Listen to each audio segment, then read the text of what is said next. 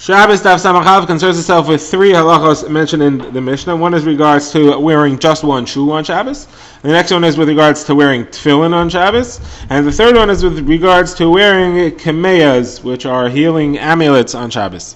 The Gemara will discuss all these three things. They're just one shoe. We're going to want to know which foot are you allowed to wear it on if you have a wound. The tefillin will say it is not dependent on the machlokes as to whether or not you're allowed to wear tefillin on Shabbos.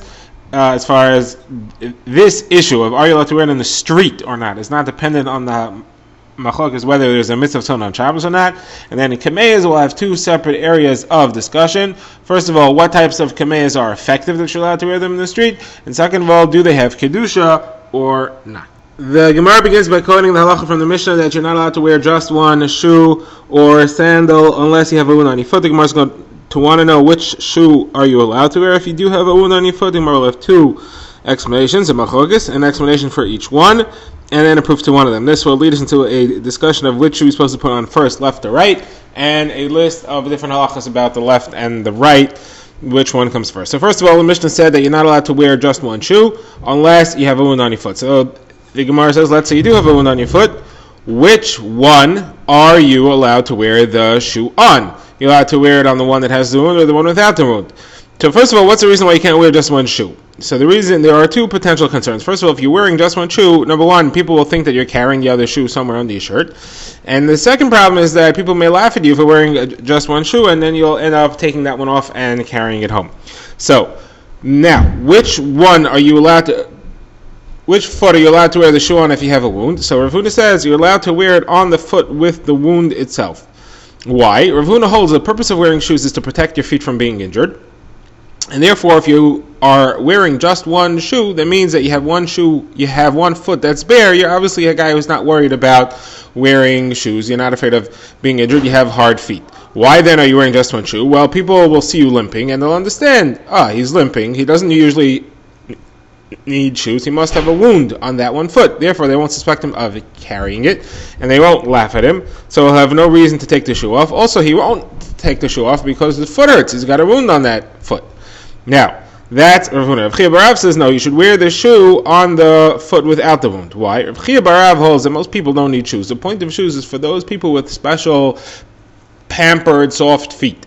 So if they see a guy wearing a shoe, then they'll understand, somebody who wears shoes must be one of these soft, aristocratic individuals. So then how come he's only wearing it on one foot, not on the other one? But if they see that you have a wound on the other foot, they'll understand you can't put a shoe on that foot. Shoe will hurt you. The shoe will hurt your foot. You have a wound on the foot. That's why you're not wearing a shoe there. So then they won't suspect you of carrying it under your shirt, and they will not laugh at you, and you won't have any reason to take it off. Now, the Gemara says we have a proof from a story about Rav Yochanan that he must have held like Rav Huna that you should wear the shoe on the foot with the wound. Rav Yochanan once asked Rav Shimon bar Abba to pass him his shoes, and he only gave him the right shoe. Now, Rav Yochanan held you have to put the left shoe on first. So if he only has the right shoe first, he's going to put the right shoe on, and he won't be able to put on the left shoe. So he's only going to wear one shoe on the right foot. And Rav Yochanan said, you made my foot look like somebody who has a wound. It must be that I have a wound because I'm only wearing one shoe. So, now the assumption is that he was referring to the foot that the shoe will be on, which is the right shoe.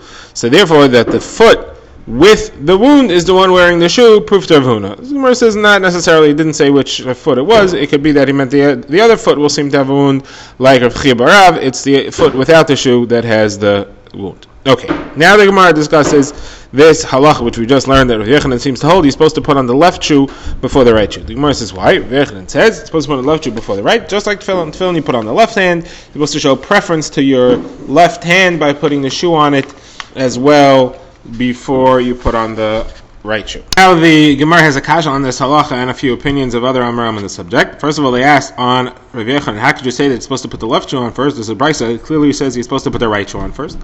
So Rav Yosef says the halacha therefore is you can do whichever one you want, because Rav Yochanan said one way is better and the brisa said the other way is better. Abai said, what do you mean? What?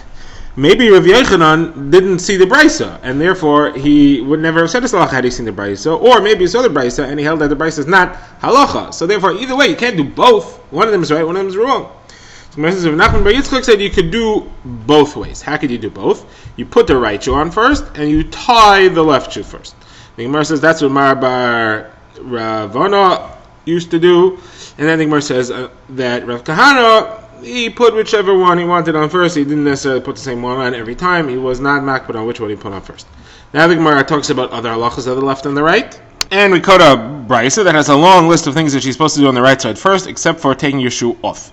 Everything else he's supposed to do on the right side first. He's supposed to put the right shoe on first. He's supposed to wash the right hand first. He's supposed to put oil on the right side first. And if you're putting oil on the entire body, you should first do the head and then the limbs, beginning with the right side, because the head is the ruler of everything else in the body. That's the end of this discussion. Now we go to the next part of the Mishnah, which said tefillin. You're not allowed to go out wearing tefillin on Shabbos. Okay, so about tefillin, the Mishnah said that you're not allowed to wear tefillin outside in the street. It's an issur d'Rabbanan, and which means to say that midaraisa it's mutter, but it's not mutter completely. It's asur mid'Rabbanan. Now the Gemara says that this is according to both sides of the machlokes as to whether or not there is a mitzvah of tefillin on Shabbos. There is a machlokes tanaim whether or not there is a mitzvah to wear tefillin on Shabbos. According to both opinions, you're not allowed to wear them outside in the street because you may come to take them off. Even if there is a mitzvah, you may come to take them off if you need to use the bathroom. Therefore, you're not allowed to use them in a Rishos Rabbim.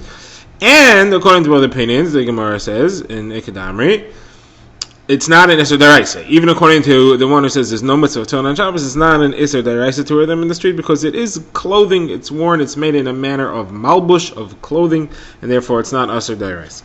The Gemara now moves on to the next halacha in the Mishnah. The Mishnah had said that somebody's allowed to wear a kemeya, that is an amulet, that's either a passage written on a parchment and wrapped up and hung from the body, or some type of herb or vegetable hung from the body. Either way, you're allowed to wear these things on Shabbos as long as it's proven effective. If it's not proven effective, you're not allowed to wear it. So the Gemara says that when we say proven effective, we mean that the person who wrote it is proven an expert writer. It doesn't have to be that he's proven an expert writer and this particular kemeya that he's writing or prescribing is proven effective. As long as the person is expert, you're allowed to wear his kemeyas on Shabbos, even if it's a new kemeya that's unproven. And the Gemara says you can actually see that this is clear from the wording of the Mishnah. The Mishnah says that you're allowed to wear the kemeya as long as it is from an expert. It doesn't say as long as it is expert. Right? The word expert in Aramaic could apply to mean that the writer is expert, or it could also mean that the amulet is effective. But it doesn't say that you're allowed to wear it if it is mumche, which is the word. It says if it's from a mumche. So therefore it means that the person who wrote it is an expert and not necessarily that the amulet is proven effective. Now, the Gemara will go into details of how you determine whether something is proven effective or proven expert. And we're going to have a couple of different variables over here.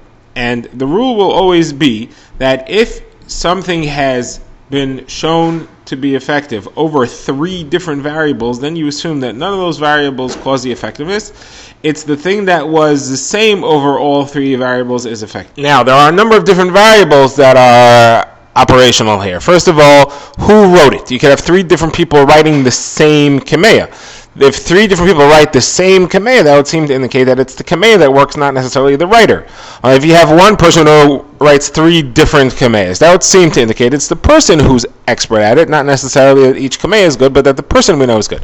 How about if a kemeya heals 3 different people from the same disease? So you know it's not that person that's healable, because 3 different people were healed by it. What about if it heals one person from 3 different diseases? Then it's not the disease that's healable, because there were 3 different diseases, but you haven't proven that the other people might be healable. So for whatever variable you're trying to prove, you got to have three of the other variables that vary within this one variable to prove that this one is the effective one and it's not one of the other ones. Okay, anything which is only done once, you don't know that it applies to other similar situations, whether it's other people or other diseases or other kemeyas or other writers.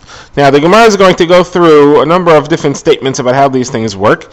There are various, there's some confusion as to what the Gemara means. There are several machlokes rishonim. Rashi's explanation is also debated by the other rishonim. It's somewhat unclear, but we'll present the statements as we come to them.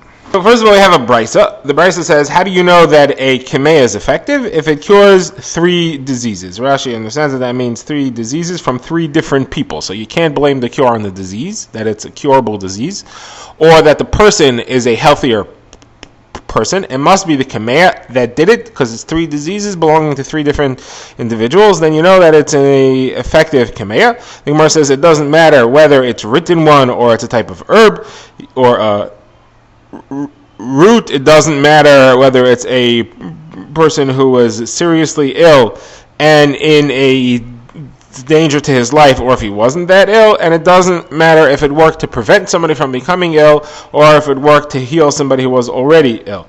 Either way, it's accepted that this kameh is considered effective and you're allowed to wear it in the street. But you can't tie it to your bracelet or to your ring. That's marasayan. That makes it seem like it's not a kameya. That makes it seem like it's an adornment, so you shouldn't do that. Now the Gemara, that's the first brisa. Now the Gemara has the second brisa.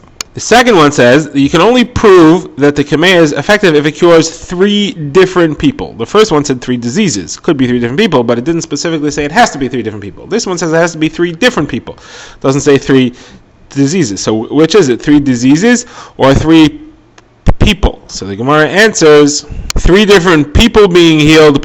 That shows that the writer is an expert. 3 different diseases healed. That shows that the kameya is effective. It means to say that if one person wrote 3 different types of kameyas and healed 3 different diseases, you could trust his other kameyas because it's about him. He's the one who's an expert. On the other hand, if he had one kameya which healed 3 different individuals, so then you can trust that that kameya is expert, and it's not the writer. And even if a different writer writes that kameya, that same type of kameya, that's proven to be effective, and you're allowed to wear that outside on Shabbos. Now you have a statement by Rav Papa. He says about 3 different types of cases that he's clear on, and 1 case that he's not clear on. Let's see what they are. Again, the operational rule will always be that if something did it 3 times, you've proven that that thing is effective. If it did it only once, that it's not effective. So Rav Papa says the first thing that I know for sure is that if you have one person who wrote 3 different types of kameyas, then you've proven that he's an expert.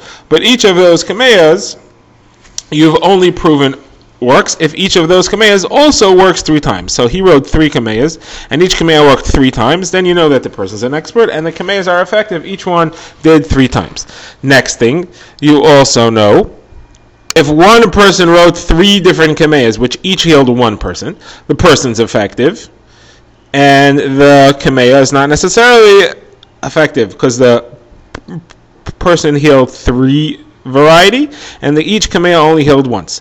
Next, if you have one person who wrote 1 kameya, and that was used by 3 different people, and they were all cured, so that kameya is effective because it healed 3 people. But the person who wrote it's not effective. He only wrote 1 effective kameya. Question is, says Rav Papa, what if one person wrote 3 different kameyas, which were all used by 1 person for 3 different diseases? Now, listen what happened here. The kameya, each kameya that he wrote is not proven. Again, he wrote 1 person, he wrote 3 different kameyas, and each kameya cured 1 person, the same person, meaning 1 single individual used all 3 to recover from 3 diseases. So you certainly haven't proven anything about each kameya because each kameya only worked 1 time. Question is, can you prove that the writer is an expert because he wrote 3 effective kameyas, or maybe not because all 3 kameyas only worked for the same individual? Maybe it's not the writer who's an expert. Maybe it's the person who has a special mazel that he's able to recover. So the Gemara leaves it as a question. The takeaway, we don't know the answer to that. Now that ends the Gemara's discussion as to which kameyas are considered to be effective or not. But now the Gemara wants to know, do these kameyas have kedusha? A lot of them had psukim, or some of the names of Hashem, the shemos in them. Do these kameyas have kedusha or not? Now there are 3 possible halachos that would depend on whether it has kedusha or not. Are you allowed to save it from a fire on Shabbos, even though you have to move it into a place that doesn't have an erev chaseres, which is an issur d'Rabbanan? That's halacha 1. Halacha number 2 is, do you have to put them in geniza once they get worn out? Are you allowed to throw them away, or does it have to be put into shemus. And the third halacha is, are you allowed to bring it into the bathroom? So the Gemara says the first two questions are not a shaila. As far as saving from the fire, we have a brayso that says explicitly that you're not allowed to save kameis from a fire if it's an issur derabanan, the place that you plan to bring them to, and you're also not allowed to save written down brachos, which means like a siddur. You're not allowed to save that from the fire; they have to stay where they are. Now, as far as shemus, for sure you're allowed to. For sure they have to be put into shemus, because we have a halacha that says even if you have a name of Hashem written on the side of a kli, a pot, you have to put that. You have to at least cut out that section and put it away in shemus itself. So the question just is: you allowed to bring it into a bathroom or not? So the Gemara says, "I prove to you that you are." My proof is because you're allowed to wear it outside and sit on Shabbos. If you have to take it off when you go into the bathroom, so for sure you wouldn't be allowed to wear it in the street on Shabbos because you may come to carry it. So Gemara says, well, okay, first of all, not every kamei is made out of written things. Maybe that halakha is only referring to herbs and roots and things like that. Someone says, what do you mean? We just quoted you a brayso that says that you're allowed to wear kameis in the street, whether they're made out of herbs or roots, or whether they're made out of psukim, written down. Someone says, okay, maybe it's referring to somebody who's a chalash sheish basakana. If he's not wearing it, then his life is in danger, and that's why he's allowed to wear it in the street. So, what are you talking about? Same brayso. Same brayso said you're allowed to wear it even if you're not yesh basakana, if you're not dangerously ill. Someone says, okay, you know what the answer is? The answer is because even if you carry it, it's not a big deal. You need it to keep yourself healthy, so you're allowed to carry it in the street. Not a problem. The Gemara says, what are you talking about? We have a different brayso that says you're not allowed to carry it in your street in your hand. You're only allowed to wear it. The Gemara says the answer is, we're talking about where the kamei is wrapped in a leather covering, and therefore you're even allowed to bring it into the bathroom. But that doesn't necessarily answer our question of if it's not wrapped in a covering, are you allowed to bring it into the bathroom or not? We don't know the answer to that. Okay, this discussion will continue with the Daf Samach Beis coming up.